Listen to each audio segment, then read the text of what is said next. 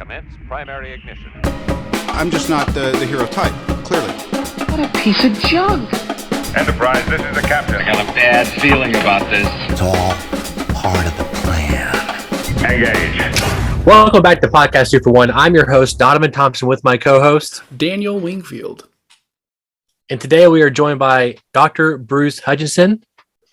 Glad to be back yet again. Right, and we are talking The Ring, an old school horror movie, something we kind of been discussing behind the scenes here a little bit, like what kind of horror movie can we watch, what can we discuss with this specific time of the year, right? But if you haven't already, hit that subscribe button, the notification bell. That way you're updated on all future episodes of Podcast 2 for 1, as well as all the cool content we have at 2 for 1 Studios. Again, check us out at youtube.com/2for1 Studios to get all the cool content there.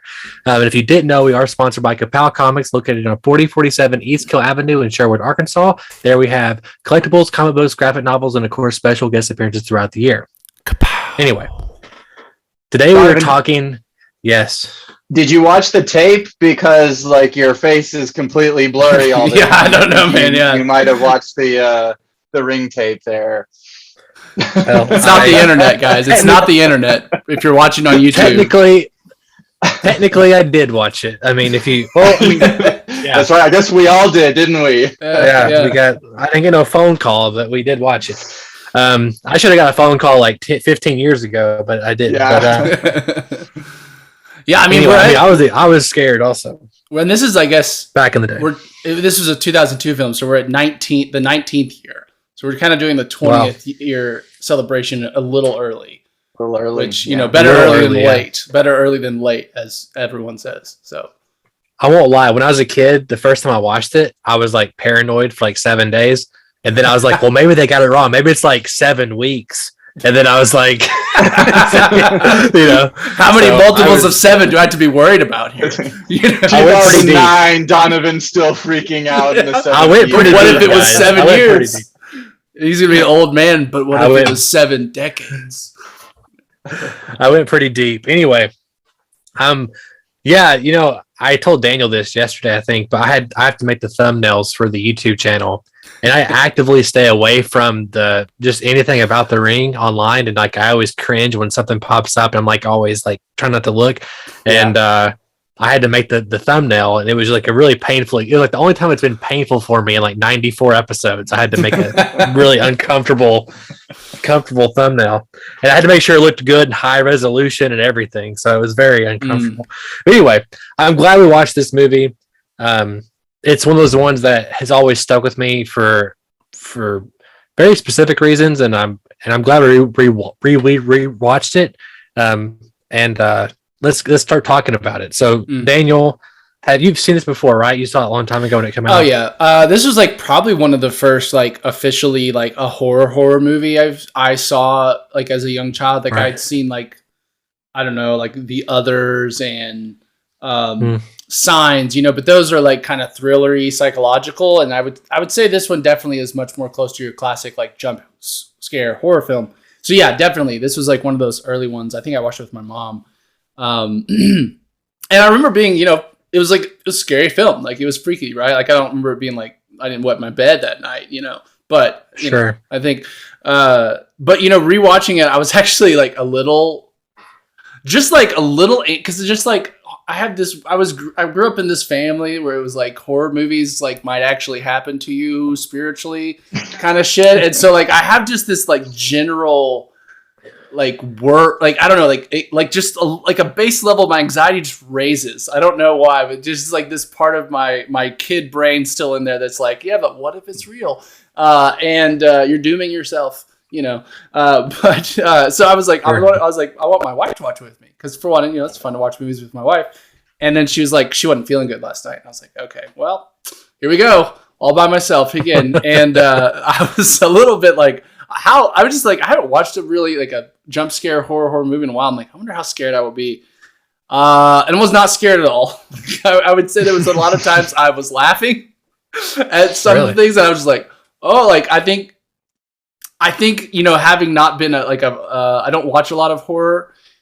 I'm not exposed to the horror movie logic as frequently as, maybe horror fans are. So it's still kind of surprising to me when characters do like completely nonsensical things, and I'm just like, why, what, what? And I just start laughing because I'm like, that doesn't feel real. Like there was a lot of times this movie just felt like this movie felt like it required an extra layer of suspension of belief that a lot of other movies don't, if that makes sense. Really? To even like accept the world as even possible. But I did enjoy it. I still think it's got a great tone. I think the performances are good. I think that the twist is good, and I think it's like I like it that it it plays on tropes of past horror movies of if you solve the dead things like mystery, it is peace and peaceful and doesn't haunt anybody anymore type thing. So yeah, I enjoyed it. I think it still feels like a classic horror movie, I think, to me. Well, I'm actually surprised by some of the things you're saying. Bruce, what do you think about it? I'm not going to pull any punches. I thought it was the worst movie we have watched in our series of movies to watch since we started doing this. Oh, I think of course something has to be the worst movie. So we haven't, but like if you look at our catalog of movies, like we watch good movies. Yeah, so.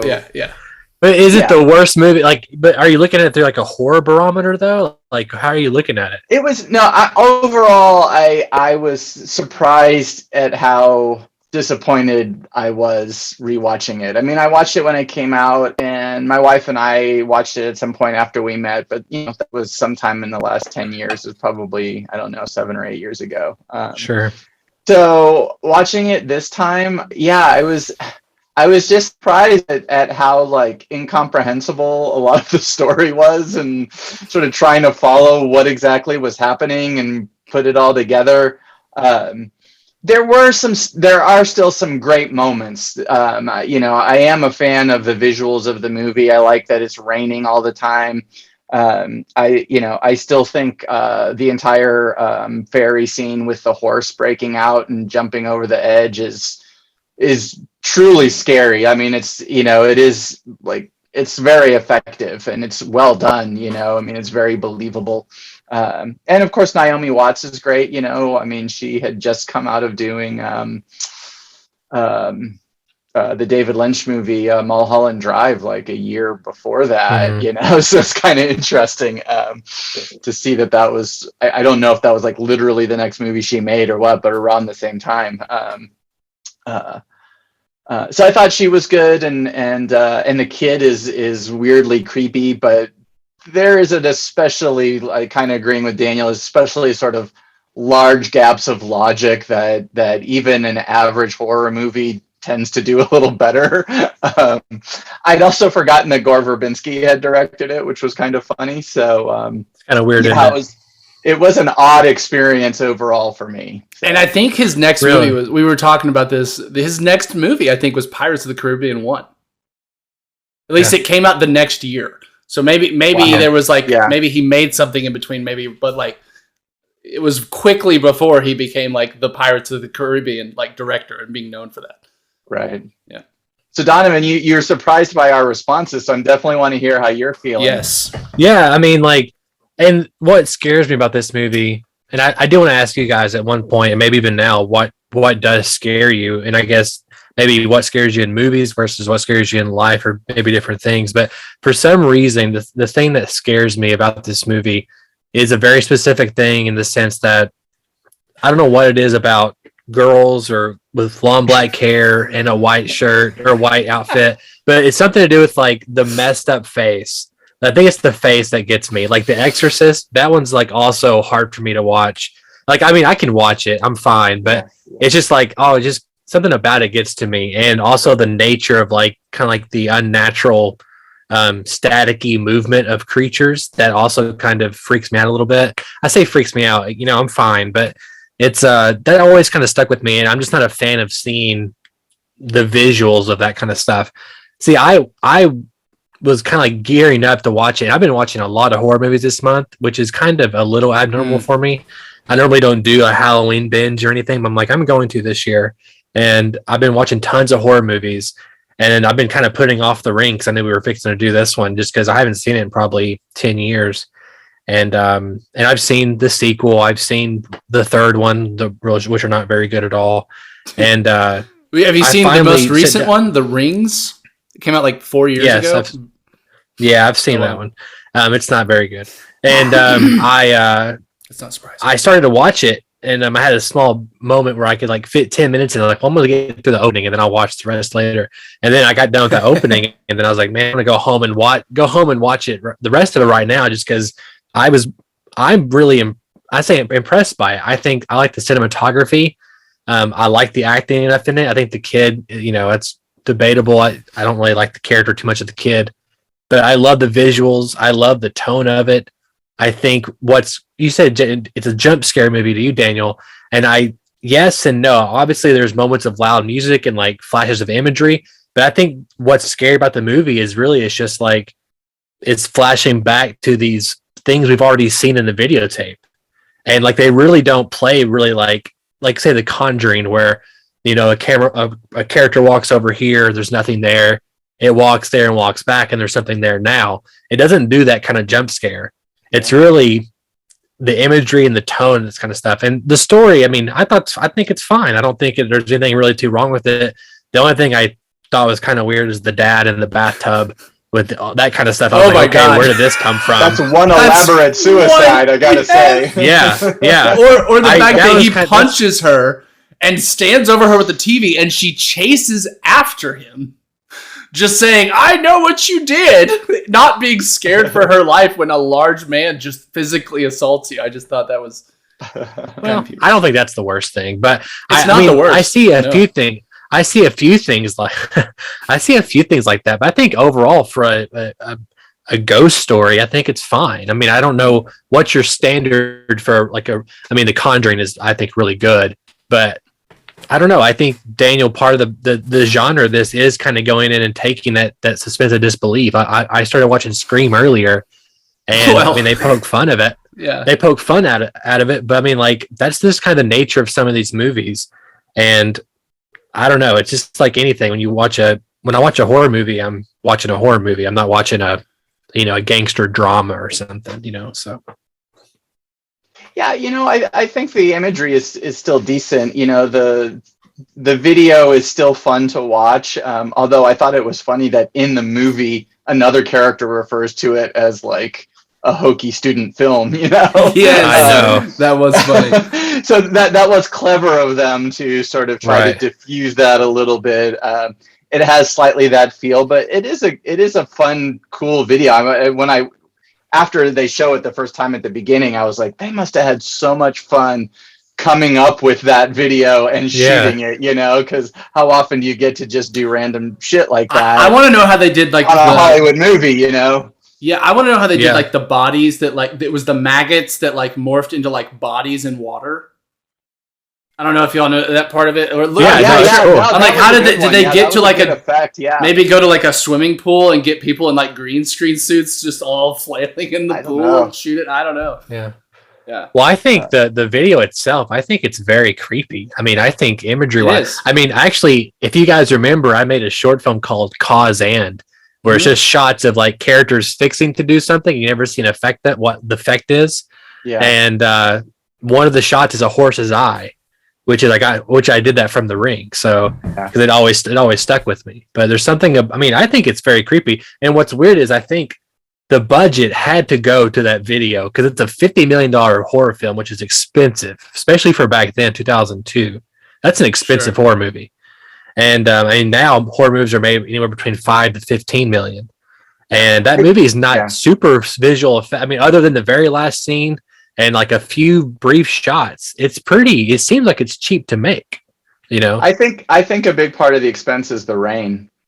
Yeah. Really? Oh, wow. Yeah. Because so much of the movie is shot in the rain. So you're doing rain effects on half the movie. And then of course, anytime you're shooting in the rain, it takes you 2 or 3 times longer, because you do a take and everybody's soaked and, you got to go reset and probably took a lot longer to shoot. I hadn't looked up the budget. That's insane amount of money. It's 48 million and it made 250, which is a great return.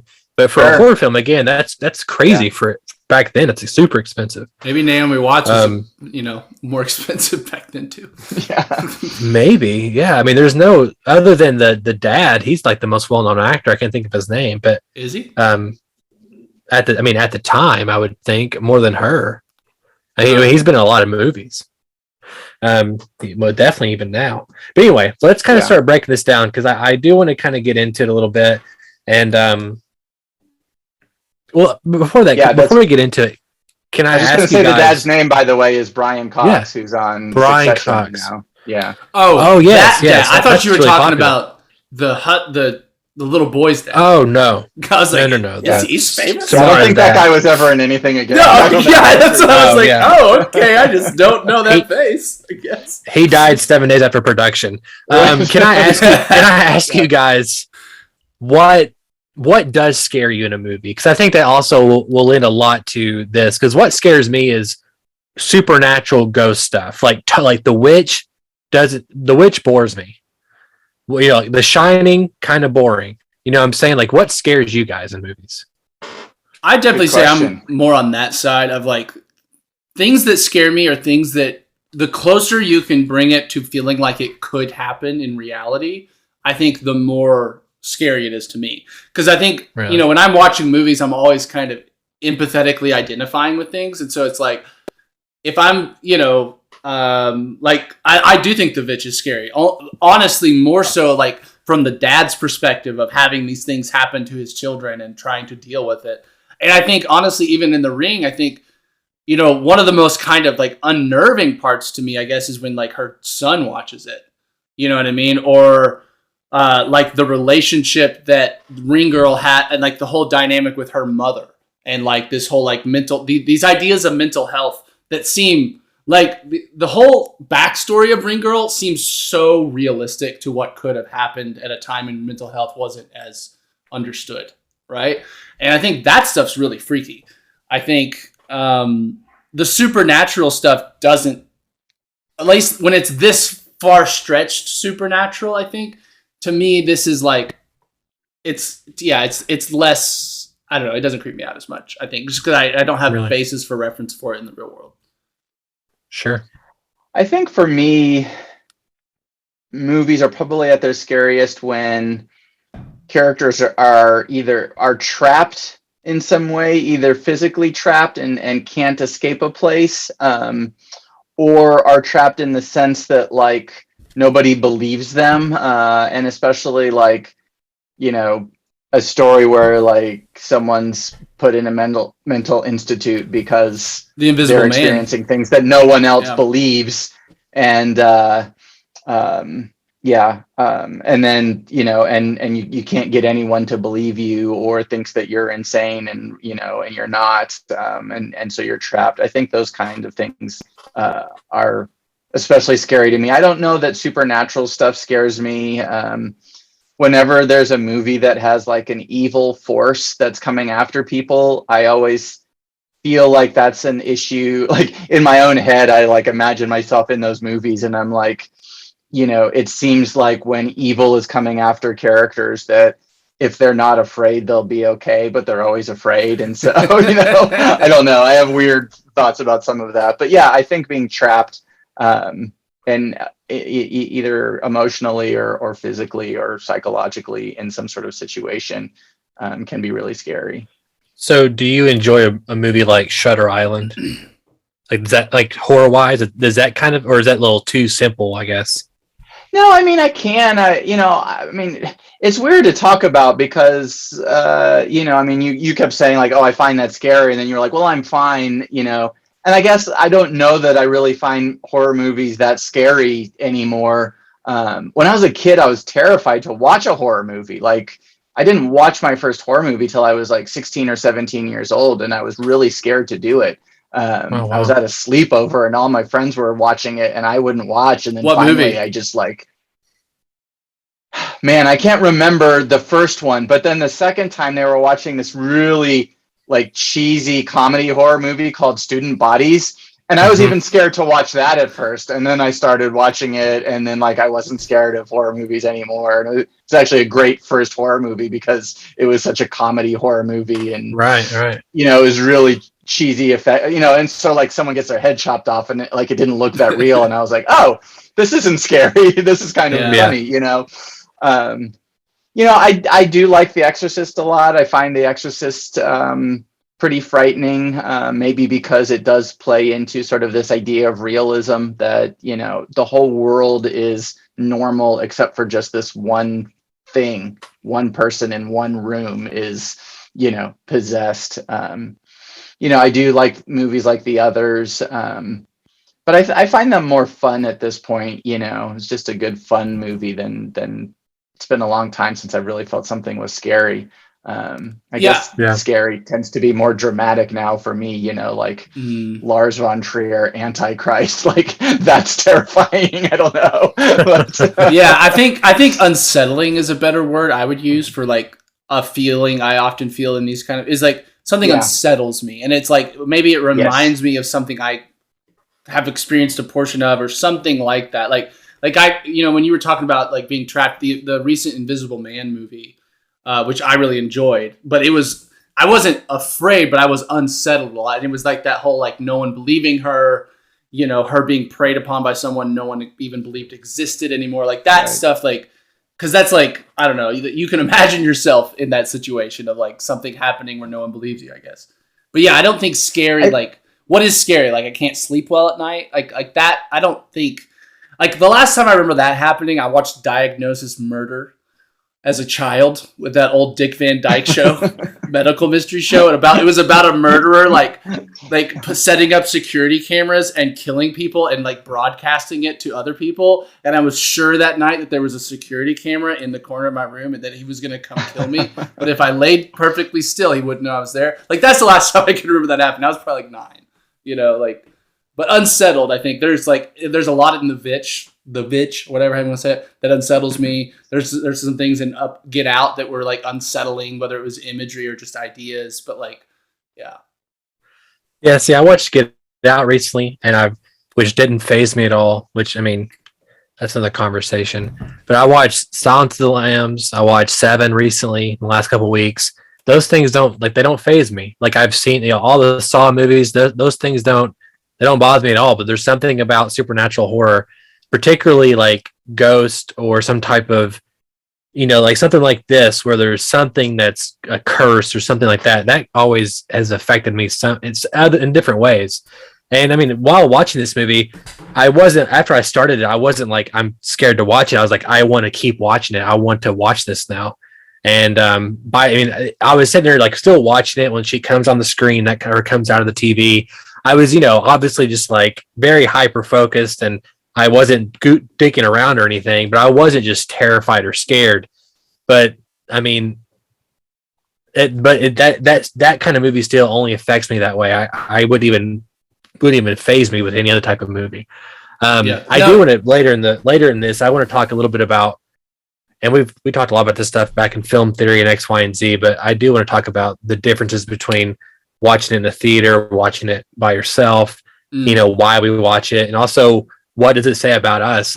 Why does that not scare me? And why does it, why does The Witch scare you? The Witch, to me, I'm just Jesus Christ, end already, but to you, it seems really creepy, and I can see that, but it just don't bother me. So I'd like to talk about why these things scare us maybe a little bit also at the end. Yeah. Yeah, I would say go back to your point of what was unsettling in The Ring. Just getting back to The Ring in particular, I would agree with those edited sequences, when someone is being killed by Ring Girl, especially ones where they kind of chop really quick up to their face, and then their face is suddenly distorted at the end. That is unsettling, just by the method of editing and the way they just did it with the other kind of jumping around stuff. I thought that was great. And honestly, I would credit the movie that it didn't go overboard with those kind of unsettling images of the faces. The way that they kind of tactfully used them made them really stand out and really effective for me. Well, that's something I think is a credit. Oh, sorry, Bruce. I'll say something to a credit to the movie is that it's 2 hours long, and we really don't see a lot of scary things. We just see the images of the tape, and we see maybe 1, 2, maybe 3 faces that are messed up because of the incident, and those are eighth of a second. I think it holds a lot of restraint compared to I don't know, any other super like the Conjuring or the Sinister or anything that's like this kind of horror movie, you know. It's funny that you mentioned that because I was going to sort of come at that idea from the opposite angle, which is I think the movie kind of puts itself in a straitjacket a little bit, because so early in the movie, Naomi Watts' character, what is it? Is Rachel, I think is her name. 15 minutes in, her sister is like, "You're a journalist. You need to find out what happened to my daughter." And 10 minutes later, she watches the video, right? And then it's the end of Act 1. But she spends the entire time doing the same thing, which is researching the story, right? That is, and that's obviously we know that researching the past of something is a key, horror movie trope for certain kinds of horror movies. But you mentioned it is 2 hours. The first act is about 25 minutes. The last act is 25 minutes. So you've got like 50 or 60 minutes in the middle where all she's doing is researching. And the only way you can really get scares for the most part is by showing someone else watching the tape, which you're right, they can't do that too often. So it happens a couple of times, including her son sort of at the midpoint of the movie. And then it's like, how do you generate scares out of all of that? And I don't even mean jump scares. I just mean any kind of scariness other than like, the oppressive rain. And that's part of why I think I like the horse scene, because it's one of the few scenes in the middle that feels scary in some way, or unsettling, as Daniel said, in this long middle section. I mean, she goes to the I guess she goes to the cabin in Act 1 to get the tape, but I mean, she's doing all this stuff with her husband, her ex-husband. I guess they were never even married, but the father of her child, right? The deadbeat dad character, stuff. Yes. Yeah, the deadbeat dad, and so there's all this stuff with him, and then she goes to the island and and is researching stuff, and I guess sort of the newspaper place is stacked with newspapers. So, it's a sort of a little slightly creepy kind of places. But overall, it just feels very repetitive and doesn't really give us a chance to develop anything new in terms of scares or new fears or whatever. And then we have to wait until they go back to whatever it's called. Island. I keep calling it... Yeah, I keep calling it Shutter Mountain, but it's not because of Shutter Island, but it's not. It's something other mountain. And they go back That's a great name. Shutter Mountain. That's a great title for a movie. That sounds like a ride. It's the sequel to Shutter Island, right? Yeah, then there you go. Shutter Mountain, and then Shutter Desert, and Shutter Lake. Shutter Skies. Yeah. Right. Yes. Shutter Space. Yeah, then they go back to that cabin and they find the well underneath the floor, and then so we get our sort of last 25-minute, sort of big climax and all that kind of stuff. So I think for me, it just too much in the middle. It just was repetitive, and there wasn't enough happening, and there wasn't enough change. So we just sort of ended up on this island, and yeah, it felt like it needed a little more almost. And I'm all about restraint and not much happening in movies, but I feel like it needed more change. It needed something else happening, or it needed to be a different kind of horror movie, where it was going to embrace being sort of a slow movie. Well, one thing I think that really does help it is, sorry, Daniel. No, fine. Go ahead. Is the nature of the ticking clock. I mean, and her first few days are pretty quick, and as we get into the later days, they start getting longer and longer and longer. Right. Scene wise and stuff. I don't know. I think the mystery is pretty intriguing enough to carry us through that middle section.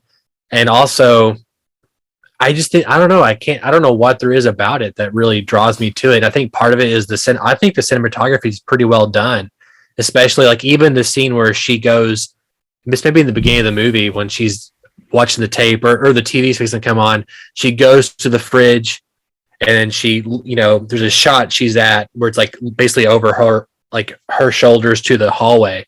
And then it's like she goes to the TV and she comes back to that fridge or something like that happens. And I mean, it's just that kind of shot. I'm like, it's just a really well made movie. And I don't know. I see what you're saying, but I think the mystery sustains it long enough and keeps the tone and the creepiness going. And I think what works and why this works is because it's like Alien. Like, we don't see the monster yet. And the whole thing is what happened to them, because we're only getting flashes of their faces. And we don't really know the full scope of.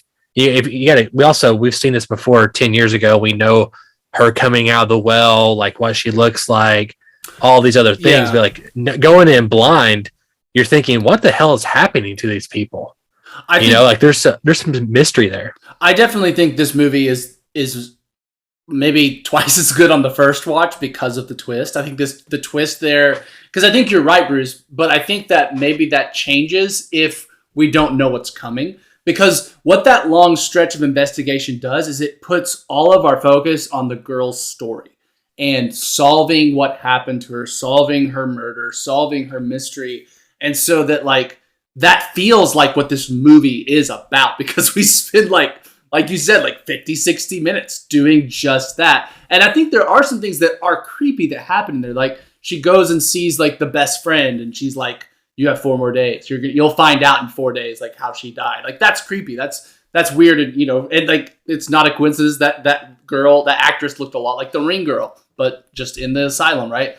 And then obviously there's a lot of like the horse, the horse jumping off the ferry is kind of the beginning of a pretty like intense sequence of her snooping around on the land, meeting the dad, getting creepy vibes, talking to the doctor, going back, getting, I think that was a pretty like well done kind of creepy guarded conversation she has that all of that is building a lot of anticipation and a lot of, it builds to the point of her falling in the well and figuring out what happened and her grabbing her and showing her this vision of what the exact events. And I think Donovan is right. I think when you watch that without having watched this movie before, that carries you a lot more effectively than on a second rewatch when you know it's coming. Well, I didn't even remember what was coming, to be honest. But well, I'm curious. Can either one of you? Your point's invalid. Well, I mean, about the twist. I mean, sure. It was just funny that it wasn't over. But I mean, I knew it wasn't over because I knew there was 15 minutes left in the movie, but I didn't remember. And I knew that the girl was supposed to come out of the TV, and but I couldn't quite remember how or when that happened.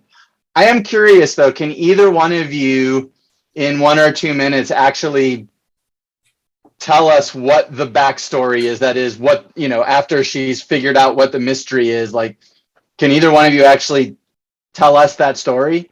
I think I can. Yeah, I can. I think. Yeah, go for it. I want to hear. Yeah, I want to hear you. Yeah, I'll go first, Daniel. Go for it. I think that she has supernatural abilities, and she was basically Samara, and she was infecting her mother's mind, not because she's a troubled kid, because she's actually some type of embodiment of evil, or she's just mean or whatever. She was doing that. The mom went crazy. The dad or the mom put her in the horse area. It seems like she's a victim the whole time, but actually she's just a pretty bad child. She was forced to watch TV. Her mom killed her because of the mental state she was putting her in. Her dad has to live with this. And then a cabin was built on top of the well in which she died, and there was VHS tapes, and somehow her supernatural presence. He's just talking about the backstory. Well, I know, but I mean, it's part of it. I mean, that she basically possesses a tape because it's in the same room that the well's in, and then from there we start the process of the curse. That's up until the movie starts. I can tell you more, but there's some things I'm not quite clear on that. Yeah, but I think generally that's true. I think I would add that this couple definitely wanted a baby. They went somewhere unscrupulous to acquire this baby. I'm not sure if they like stole this child from like a tribe and were cursed, or if like they did an adoption through like the devil adoption agency. I don't know, but it seems that they went to unreliable sources for the child, or less. I don't know, however you want to phrase that. And I do think that's an area where the movie could have expounded just a little to give a little more clarity. But that they brought back a demon child, and that the demon child started harassing the mother. The mother started going insane from it, but then she was called insane because it's like, no, this stuff isn't really happening or whatever. and then they start realizing there is something wrong with the child. They send the child to the mental institution.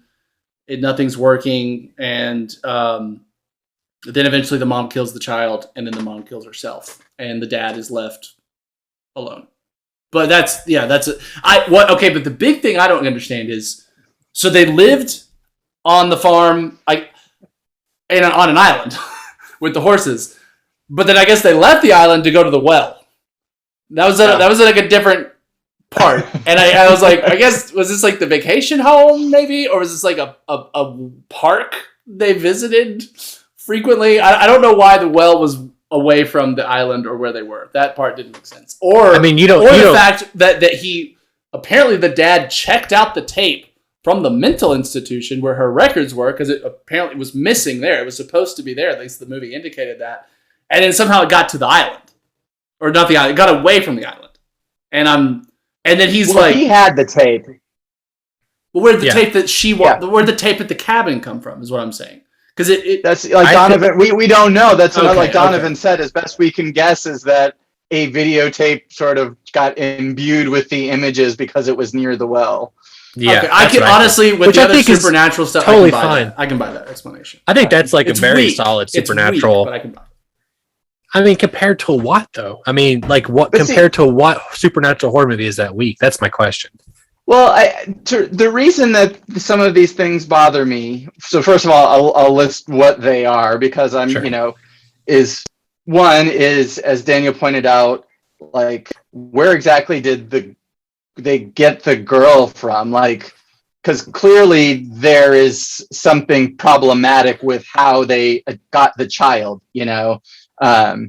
but just it's somehow, because it's problematic, that's why she's evil. You know what I mean? That feels pretty weak. It's weird because in her folder at the hospital there's a sheets with Japanese writing on them, but she's not Japanese. I mean, when we see her face, she's clearly not Japanese. And in fact, her name, I would think she's maybe like Middle Eastern, like Samara. That would be more like I think that was just a reference to Ringu, with the Japanese movie that's based off of.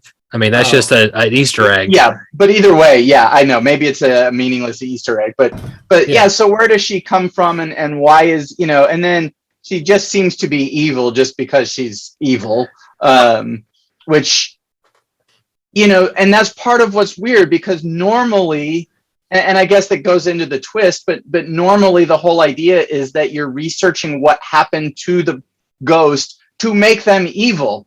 But her being murdered is not what made her evil, apparently. She was already evil. And so then it's just like, well, the research doesn't really give us much, I think that's my... How can...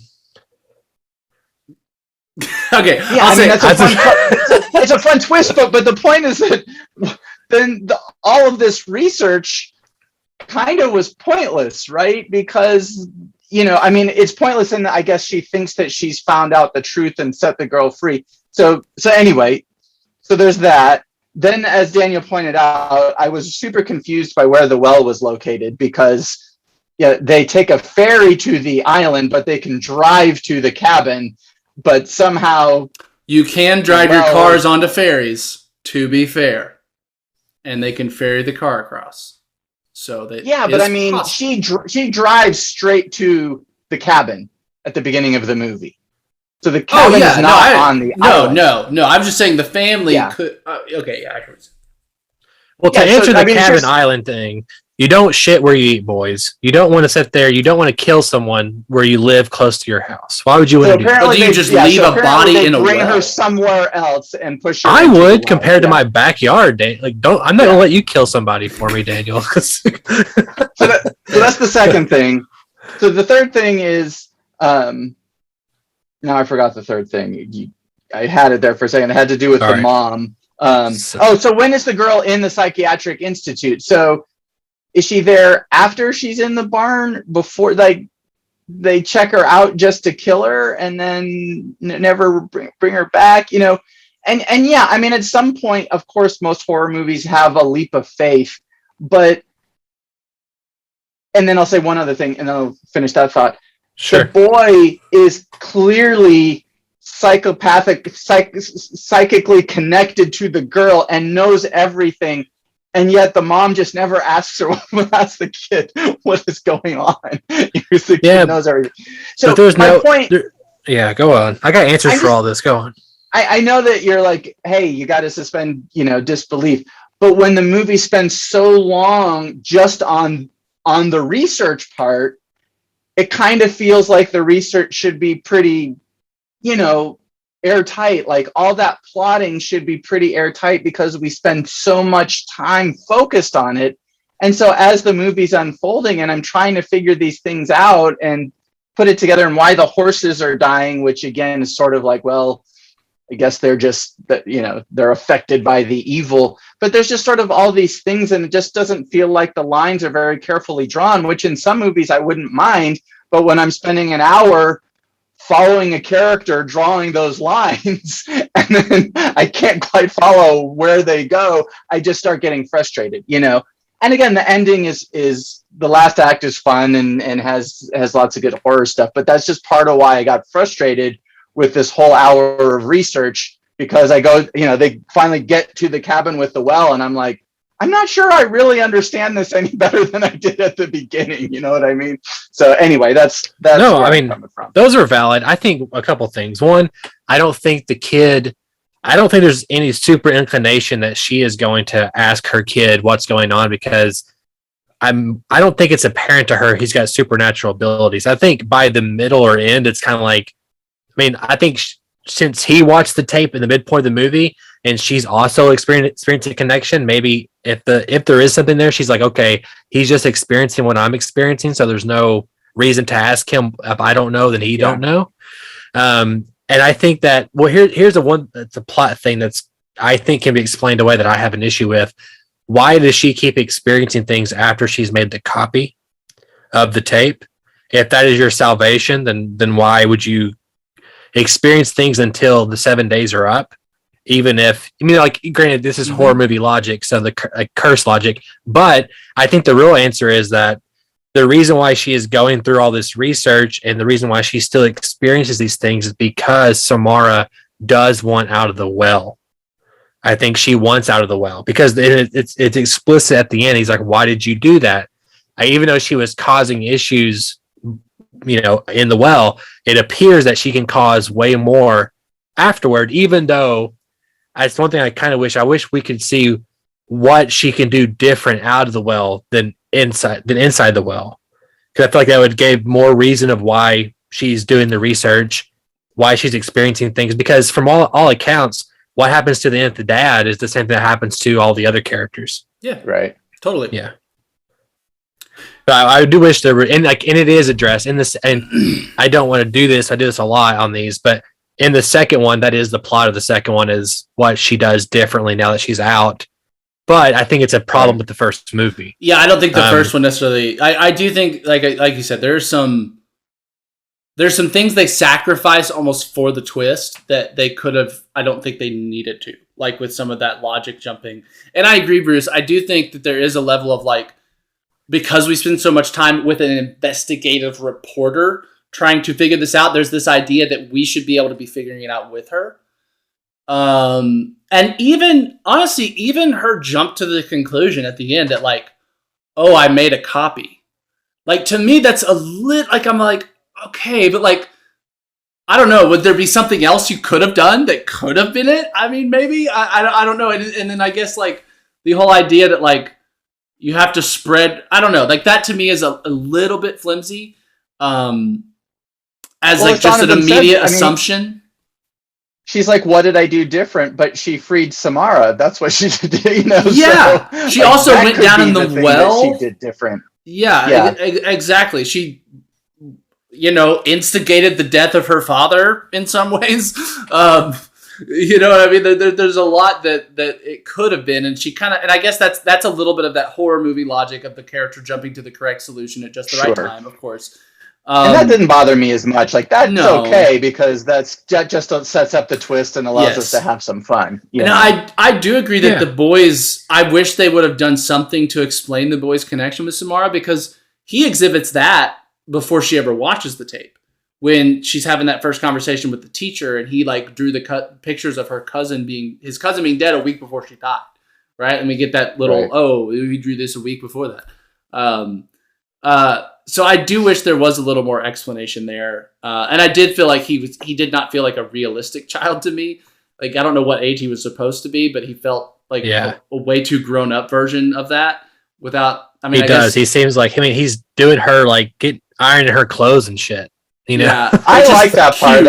His creepy adulthood definitely was enjoyable to me. Although she doesn't ever really seem to notice it, you know. Right. She's just like, this is my kid, which I get good for her, you know, for accepting him as he is. But I think you're right that everything in this movie. Oh, sorry, Donovan, but I'll finish. No, go ahead. Everything in this movie is leading to the twist, and that twist is kind of the like, fuck you for believing this was a wholesome story, or like, fuck you for believing good things turn out well in the end, or like, you know, if you do the right thing, you know, you will get your right comeuppance or whatever. And I do think probably this actually I would from what I said earlier, the scariest part of the movie is the very last scene where her son's like, so what happens to the person we show it to? And you just see the mom's face kind of go blank because she's like, because that's like, is she allowed to tell people, oh yeah, but make a copy of this, by the way, and you'll be fine, and then show it to someone? You know. But what's the other thing too? Is part of the rules, do you have to show it to somebody? I think it's weak. It seemed like you only had to make a copy, but it also seems like you have to show. But it also seems like you have to show it and make a copy, which I thought was interesting. Yeah, I mean that makes sense in terms of, you know, the whole idea is sort of spreading this thing, and you're not really spreading it if you make a copy and then stick it in a box, I guess, you know. Yeah. And I do like that concept a lot. I mean, it's the most influential part of the whole movie in terms of the horror movies that have come since. It's really prescient in the sense that, like, you know, I mean, thinking about things like social media and viral things, and then even literally thinking of us living through a virus right now. You know, that whole concept was ahead of its time. And I think is part of why it's become so popular is because, you know, it's not like it predicted social media or anything, but in a social media age, that concept became, you know, super powerful. And, you know, gosh, you could get into all kinds of film theory stuff with like the reproducibility of art and all kinds of things. But sure. But yeah, I did think that was clever. I actually think that was a smart twist. But I agree with you, Daniel. In some ways, the whole movie feels like it sacrificed some quality in the middle to be able to sort of have what it has in the end. You know. You know what a good comparison to that would be, like I say modern. It's still probably 8 to 10 years old. Is It Follows?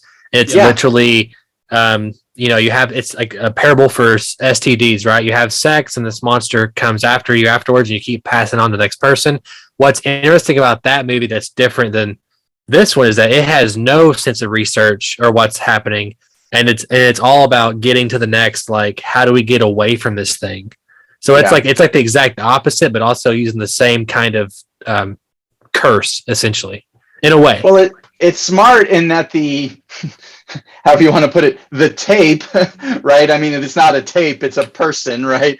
But, you know, it has agency, right? I mean, the tape can't follow you around. So, you know, the idea is great. You watch the tape, you got 7 days, but then you got 7 days and like nothing bad can happen to you during those 7 days, except for you can run around trying to figure out how not to die in those 7 days. Whereas with It Follows, it's the equivalent of the tape and Samara following people around, which is way more terrifying, and was a smart way to take that concept and apply it and make it, you know, stronger all the way through the movie.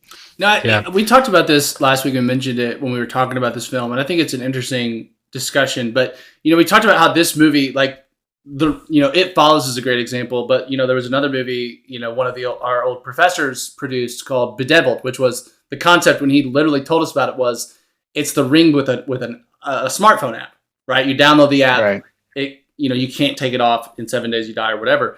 Why do you think why has the Ring but this become such a common Why did that start that ripple effect, I guess? Like, do you think it's just that it's just like an effective story device that is just people like to replicate but switch out the variables or the factors? Or is there something about that kind of like, you do something that you have no idea the consequences of? It's almost like, it's a normal thing. Watch a videotape, have sex, download an iPhone app, and then you're experiencing like, terrifying consequences from that then make you do something. I don't know. What do you guys think it is that has made that concept kind of just spread since this movie? Well, I think part of it is in these three examples, even The Ring, they're all like metaphors for certain things, right? Like a lot of horror movies are. This one's a metaphor for how technology, The Ring it's how technology is bad. Like it's about how, to me, I think so. I mean, at least I know the original Ringu is, but I think it's about like how on some level, how watching TV and it's not good for you. Like I think on some level it's about that. I mean, you literally watch a TV and you die. I mean, it's sure. and there's even things about disconnecting. I mean, they don't like tie it to the TV so much, but like there's two parents and their son, and he calls them by their first names. There's Samara and her parents. There's, about child disconnection. There's also about how TV is bad for you. It Follows is about, sex and how it's bad for you if you're not, I guess, safe or whatever. And then the other thing is, Bedeviled is how social media is bad for you. So I think those things are all timely. They're just timely subjects. It's like, but couldn't you do that without that format? Like, couldn't you do a movie about those subjects without that exact format that The Ring kind of started? I guess I'm curious why. And they have.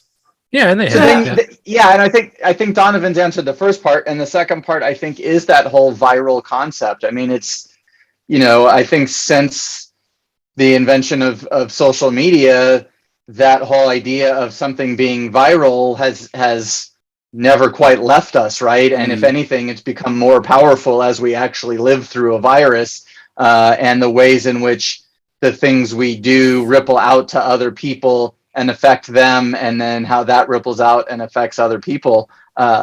Maybe it's something that we're still grappling with. You can think about it from a,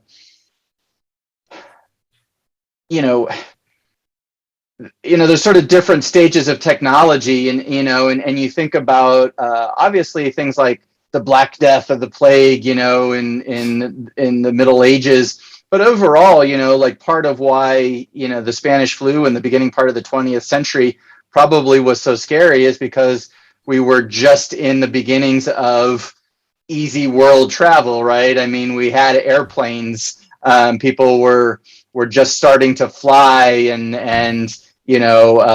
of course we had boat travel for a while, but we're becoming more global. Yeah, we were becoming more global at that level, but still, I mean, we weren't as global as we became, as we are now.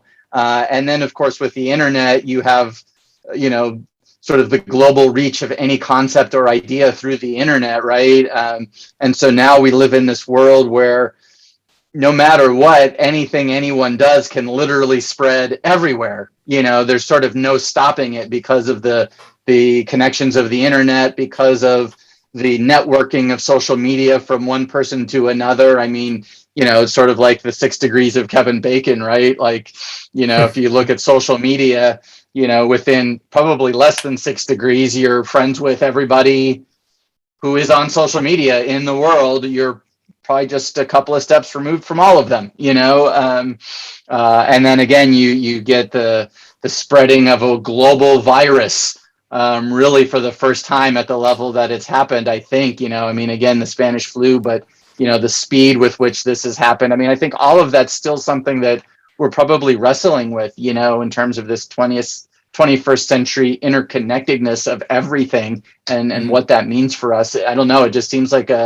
for whatever reason, a very powerful metaphor for a lot of these horror, like Donovan said, these things that are bad for us, and then how all these different bad things can spread so quickly, Well, I think even, and this is obvious, but even the extra layer there is us having the ability to comment on it and get tribal and then have discussion about these kind of things too is like even almost a scarier thing than sometimes than the actual thing that's bad for you, you know, because you don't know where it can go, you know. So I think like Bedeviled, you know, like I think that's even maybe even closer, or it follows like you have the ability to communicate with people and, you know, make bad choices or whatever. So I think that's even scary. You know? Yeah, there's, you know, just in thinking while y'all were talking, there's something that I just, even in these three examples, if you look at The Ring, It Follows, and Bedeviled, to me, there's also like almost like this idea of the current generation grappling with the past generation's like warnings of the future.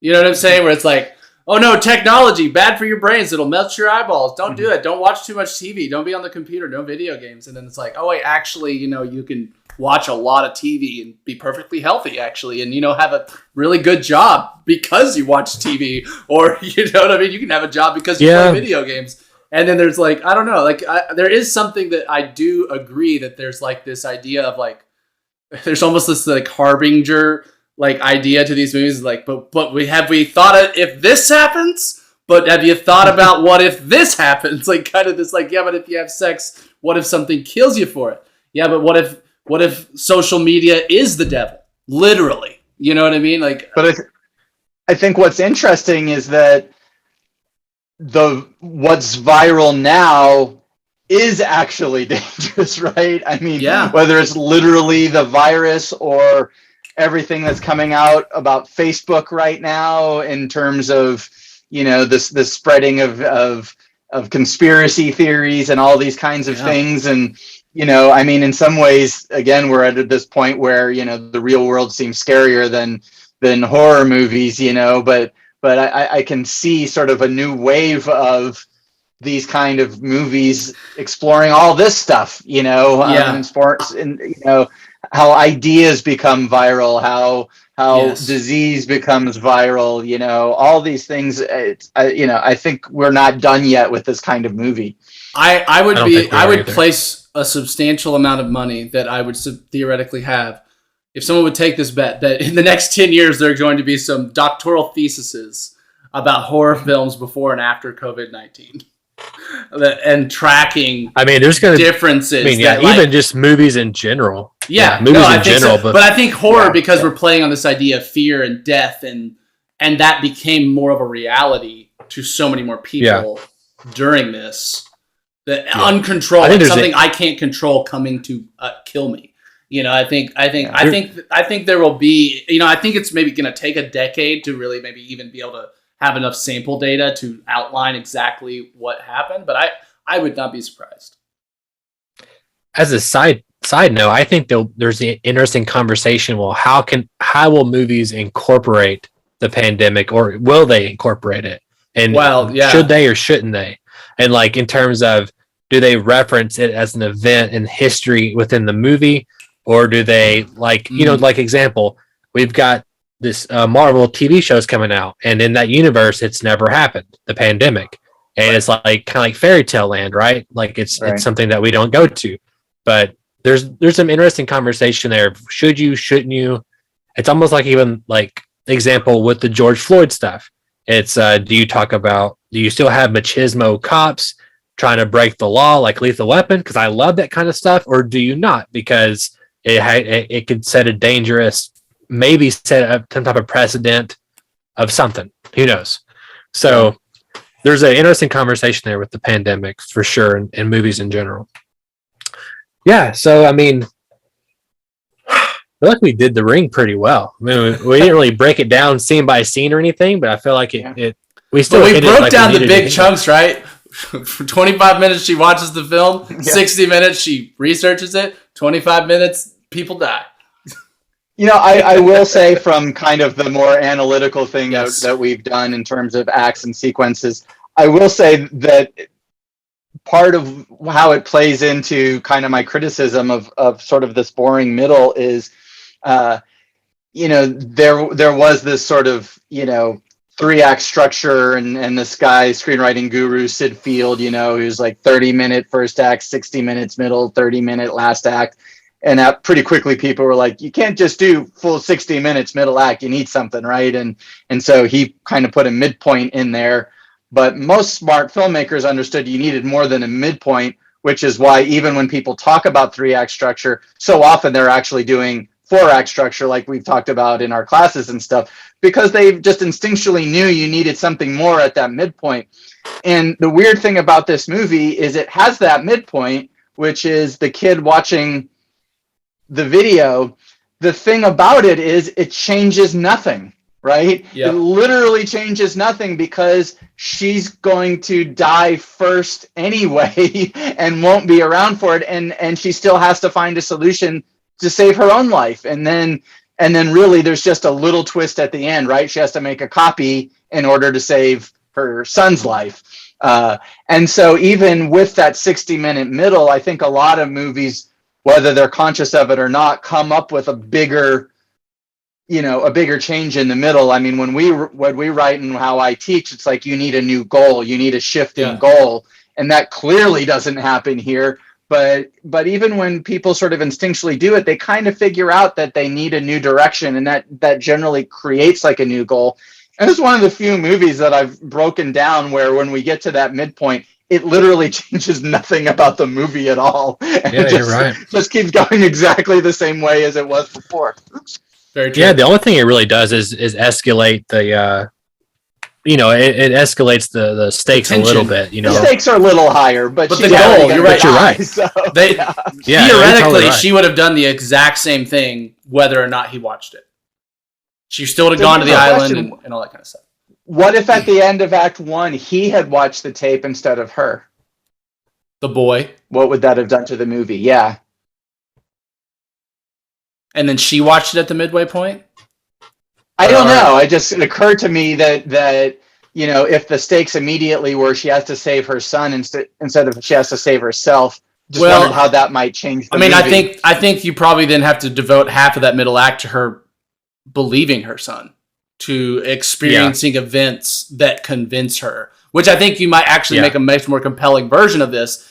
That could have been interesting, and then the second half, she watches the video, and then we're investigating, and then that's a much quicker investigation. Plus, then she only has like theoretically half a week to figure it out for her son, and she's really mostly worried about that. And this is a little more similar to how the Babadook works. I've done a breakdown of the Babadook, and I can't remember how it plays out, but definitely part of it is like it's happening to the kid first, and then it's the mom sort of trying to come to grips what's going on with her kid, and then eventually sort of understanding and believing it, and then it's happening to her too, right? Which I think they could have, they could have done that just with her, and they slightly did, right? Like, of course, like those first like 3 days are really quick, right, compared to like the last 4, and so they do like show her escalating in her like concern about it, but the problem is she was already trying to figure out what was going on with the tape before she watched it.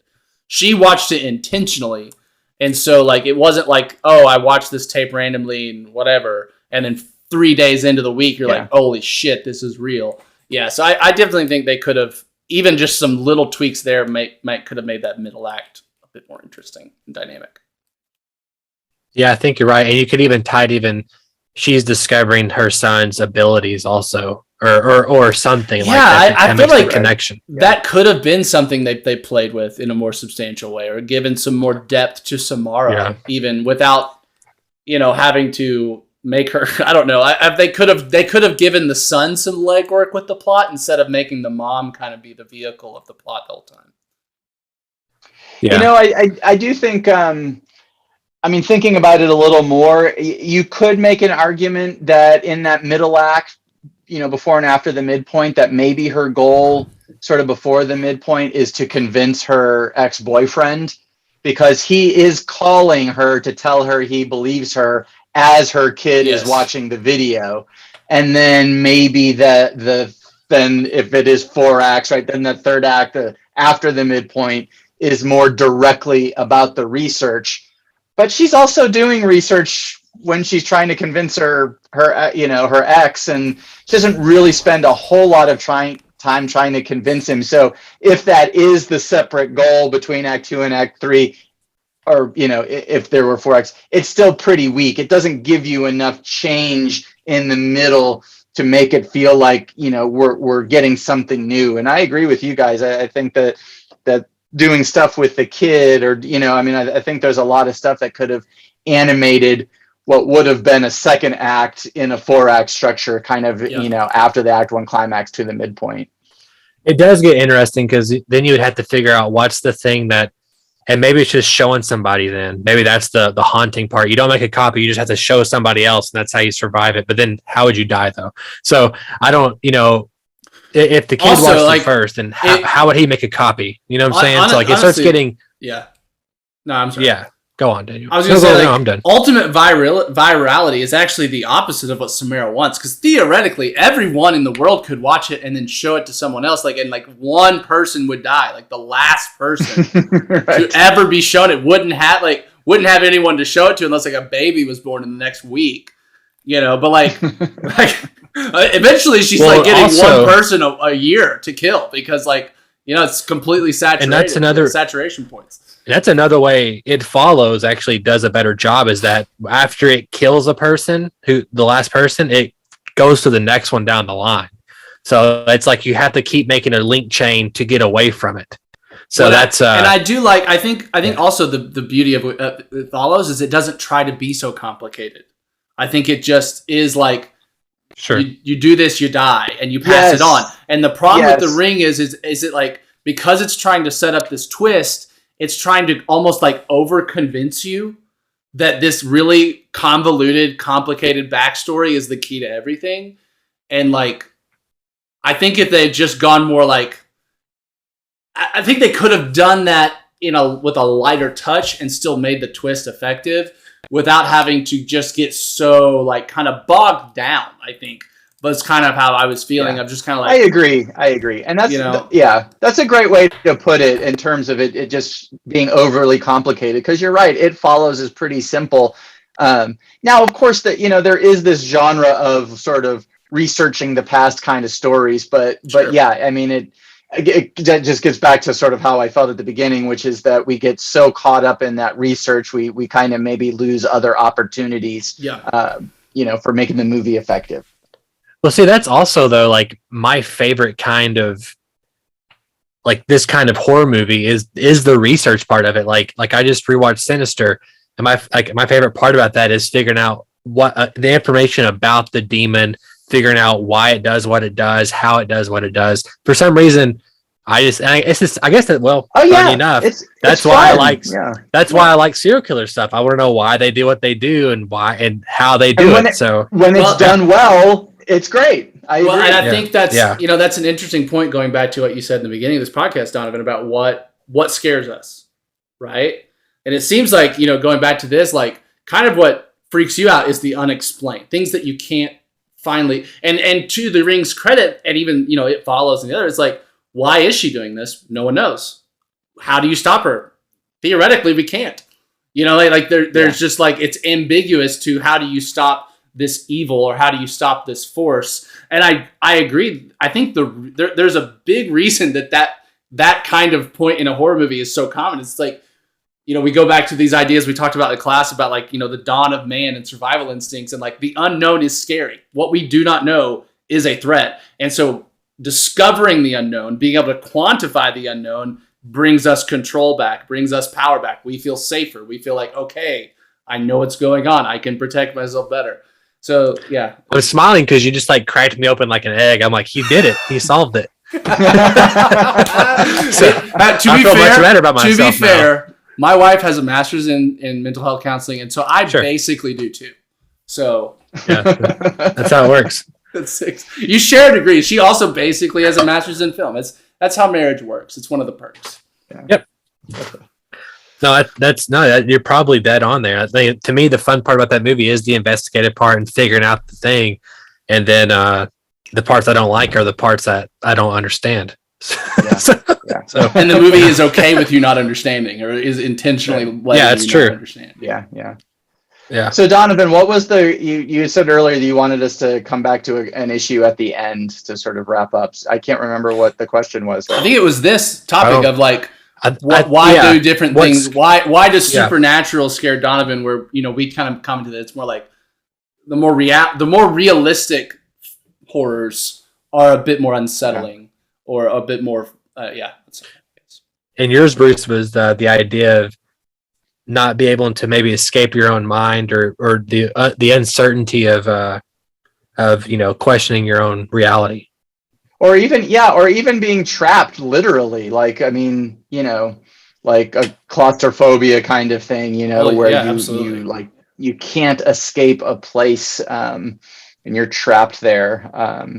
But yeah, I mean, I especially that sort of that,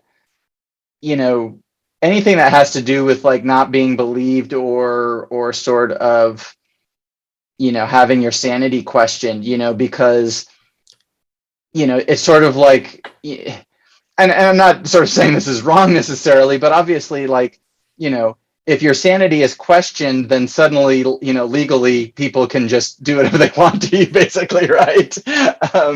And because that is so amorphous and sanity exists in this ambiguous abstract state, place in our brains and our minds, exactly, that someone deciding that that's the case for you, is definitely scary. Yeah. Well, I think that is like, you can literally imagine that like happening to a person in real life, like a person seeing in their reality and their perception these horror movie visuals and perceiving them as truth. We have evidence of people that have suffered from mental disease that is their that's one of their symptoms. So it's like, I think for me, I agree. It's this idea that like, yeah, but like literally people have been in this character's shoes feeling this way, feeling like this. And like, this is not, and in fact, I think even the more scary part is thinking about like, back in the day when like mental health wasn't understood and you can get put in a straitjacket for much, lighter actions, you know what I mean? Like, and so like thinking about movies like Shutter Island and stuff like that to me for sure is like, that's a scary world to imagine that was real and that in some places around the world can still exist. I think that for sure is one for me. Bruce, do you have any examples of movies that unsettle you or that you really kind of get under your skin? Man, I have to think about that some more.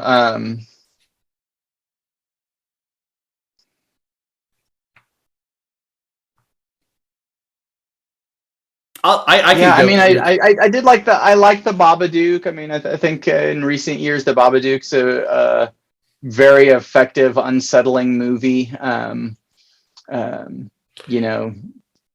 you watched Midsummer or Hereditary? I mean, these are more, they don't really align with what you're saying, but to me, those, they're not they are supernatural in a way, but like Midsummer specifically, it's kind of unsettling to me. It's like kind of cultish, like blind belief, Yeah, and I think, I'm very picky about those kind of movies. I think I had problems with Midsummer and Hereditary. I think they had really good moments and they had some bad moments. And I think if they had worked entirely, I would have felt it more, but sometimes there's just other things that, undercut it. And that's the thing is like, and maybe that's why It Follows is a movie that I like as well. Cause as Daniel said, it keeps things simple. And so when you keep things simple, you have less traps to fall into, and then sort of the unsettling nature of the story can come to the forefront. I think when you get movies that try to be more clever, they've got to do it really well because it's really easy to sort of, trip over your own shoelaces when you're trying to be super clever with something. And at least for me, that throws me out of the scary parts if I'm, suddenly analyzing or being rational and going, wait a minute, that doesn't make any sense, and then I'm thrown out of the fear. And so in some ways, I think kind of the simpler horror movies can be more effective because of that. I completely agree. I feel like there's also for me like there's a range of unsettledness, right? Like there's some things like realistic gore, unsettling. It makes me want to look away from the screen when I see like realistic looking like gore, like Saw. I think the Saw movies, a lot of those have some pretty just gruesome scenes of people mutilating their own bodies and stuff like that. that make me want to look away. Now, I think those movies are kind of cheap entertainment in that way, because it's like, it's unsettling me with things that are kind of like biologically unsettling to the human brain. You know what I mean? Like, they're kind of like going for the lowest denominator as far as what can make a human uncomfortable. But I do think that, like, honestly, like Zodiac, that movie creeps me the fuck out, because I know it did happen. And because, like, to accept that we are living in a world where thousands of people potentially that could be or are Zodiacs are existing, or people that are operating in such like a horrific manner, like, and killing at seemingly at random to a degree, like, that to me is unsettling, because then I'm like, well, shit. I mean, I could die to a Zodiac tomorrow and have no way to predict it or prevent it, right? Like, some random dude walks up to me in a park and stabs me in the chest. I don't know. What am I going to do about that? You know, how am I going to see that coming? Right. I have one more question for you guys. In your opinion, is it scarier to watch a movie by yourself in your house, or in a movie theater with a lot of people? By yourself. By yourself at home. Easily. Yeah. Now, I did watch it with like, I had my dogs and cat with me, so that did help, and I had, you know, a few extra lights on. So, you know, yeah, no, alone in the house, 100% the worst way to do it. Really? See, I almost feel like in a theater's worse. I feel like I can't go anywhere in a theater. I don't know why. But sure, yeah, that makes sense. I mean, I've watched a few movies. Like I did watch The Conjuring 2, and I think it's because the screen is so goddamn big, I can't like look at something else when something's fixing to happen. That's true. And I think there's something. And like it's so dark, and there's people in there you don't know. That's one reason why I made the short film policy, is because I was watching Insidious 3 at the old theater I worked at, and it's not a good movie, but I was in there by myself in only a 70-seat screen, which is not many. It's a really tiny theater, but I was like, man, this is fucking creepy. And just by myself, you know, I couldn't see the doors behind me, and so it was just like this. By myself in a theater is probably much worse than by myself at home. Let's be clear. That's worse. I think, to me, the theater experience of watching a scary movie feels like going through a haunted house that like it lets larger groups go through. Yeah. Right. Like, if I'm going through a haunted house with like just me and another person, that's going to be freaky. But if I'm going through this group and we're kind of like socially reacting to things, or like, you know, like it's like a social scare almost more than, and you're people almost like laugh and do things. Yeah. You're distracted by these other people's react. Like, you know, there's that weird guy that laughs every time something jumps out or something like that in your group. Sure. So yeah. I do think that. Or even people just exclaim, you know, and like something scary happens and you hear someone behind you like go, "Oh fuck," you know, or whatever. You know, and that's fun. I mean, that's actually really fun for that to happen, but it's not scary, right? It's not exactly unsettling. It's just fun, you know. Yeah. One question, Bruce. Have you watched Malignant yet on HBO Max? It's James Wan's new horror film. Yeah, I did watch it. That movie's fucking wild, dude. Like, it's just like, Jesus Christ, what were you thinking? But yeah, it's so weird because talk about like a change in tone. I mean, you think you're getting one movie, and then in the last act you get a whole different movie, and I can't figure out whether that was like a genius move or whether he just really didn't know what he was doing. I don't know, but yeah, you would think he did because he made The Conjuring 1, and like that's a really solid horror film. No, dude, that's a whole nother podcast. Like, that movie, I was watching it going like, holy shit, what is happening? But that's an interesting movie. I did like the twist at the end, though. I did like that, actually. Like, this is fucking wild. That was a pretty good twist. Anyway, I'm glad we talked about this. I'm glad we did a horror film. I think what's cool about horror movies is that there's so many types, all genres, but so many types of horror movies that we can revisit this genre again later and maybe find something that's completely different, maybe supernatural, something that's more tone based, like The Shining, or something. And it has jump scares, or like the Witch. Honestly, or the something Babadook like that would be one. I haven't seen that, but I know that one will scare me, and I kind of, you know, I know the general story, or like the legend of the Babadook or whatever, and like that's one where I'm like, I don't know. I'll rewatch it. I watched it once, and actually, I wasn't super impressed, but I'll watch it again. I'll let you guys recommend one because you guys are so much more versed in the horror world that expose me to something I'm not familiar with. There are definitely some really good, maybe slightly underlooked horror movies. Relic is one that came out the last couple of years that I thought was really good. I was just looking at another one. I'm going to see if I can find. And of course, part of the problem is there's so much different types of horror. The Black really Coat's Daughter is one of my favorite horror movies from recent years. But then you can shift gears and Train to Busan is more of an action zombie thing, but it's fantastic. Right. I mean, it's so well done. It's about as good a zombie movie as you'll see. It's just so smart and well executed. I'd love to do that film. I'd love to do. I think I'm realizing I'm really enjoying when we do genre films because I feel like it gives us more to talk about because we were kind of doing we did Nolan films. We did, some action. We've been kind of in the action besides, I guess, the last movie we did. I'm blanking on. Baby Driver. Baby Driver. And the one before Raising Arizona was actually what I was thinking. Yeah. Baby Driver is still pretty action. Yeah. But I do feel like it's really interesting to be able to come at different genres. So I'm a fan of us, exploring other genres in the same way. I'll say one thing is that one thing that's impressing me on the horror front are these TV shows. I think Midnight Mass, which I can't think of his name, but he made The Haunting of Bly Manor and The Haunting of Hill House. I think all three of his series, the Hill House being the best one, they're pretty scary. And I think they're really fun and they're really well made. And Midnight Mass was a great commentary on religion, and I think it was fantastic. And just the way they did certain things and set things up and foreshadowed things, I was really impressed the whole time. And I think there's some good horror on some of these streaming services that are coming out. I would so than agree some of with these you. movies. And by the way, I mean, Donovan's mentioned serial killers. We've got to do a serial killer movie. Sure. We've got to do Silence of the Lambs or Seven or one of those movies.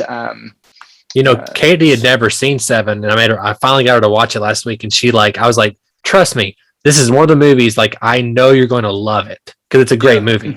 And she watched it, and it was just I get to live through it again, and she loved it, and it was a fantastic movie. It's holy crap. It's a great movie. It's a great movie. Oh, man, it's so good.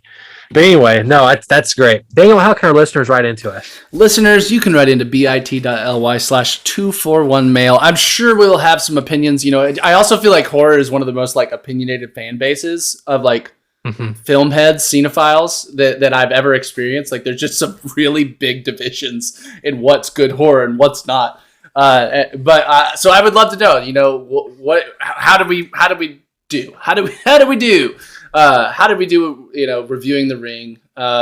Is there anything we missed? Have we just completely lost the plot and totally missing what makes this movie perfect?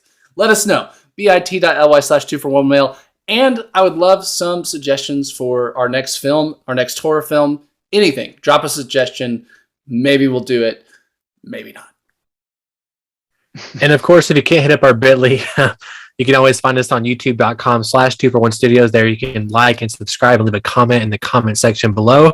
And if you want to find more breakdowns in more detail, you can always go to thehutchfiles.com, and I will leave a link in the description below. Bruce, thank you again for doing this. I'm going to say thank you forever until forever. So thank you again. I know it's taking time out of your time to do this. And it's my favorite thing to do is break these movies down, and especially when we have interesting conversations with the genre, or just what you did or didn't like about it. I like the push and pull, and I get to learn also while I'm doing it. So me and Daniel are writing a horror film right now, and I'm already oh man, how do I navigate some of these waters we just talked about? Right. So it's very interesting on my end at least. I look forward to the next one. Hopefully we're getting close to episode 100, and I've kind of mentioned my idea for that one. So hopefully we can schedule that one out sometime next month or so. But anything you want to say, Daniel, Bruce, before we head off? No, happy Halloween, everybody. Yeah, I'll say. Happy Halloween. yeah. Don't watch Awesome. any blankly labeled VHS tapes in your VHS player. I'm sure you have. I watch it every year now, but Trick or Treat, and I think it's a great horror film. Like, I love the anthology aspect of it just because I think it's fun and it's like it's cutesy enough and it's got enough little fun things about it. Do you enjoy that movie, Bruce, at all, or do you? I've never seen it. Never seen it. Wow. Yeah, I think it's really fun. It's a good horror movie. Cool. And I watch it every year now, ever since it came out. So check that one out if you have time for the next couple weeks. Yeah. It's short and it's structurally it's really fun. Cool. Anyway, my name is Donovan Thompson, I'm Daniel Wingfield. And I'm Bruce Hutchinson. and we have spoken.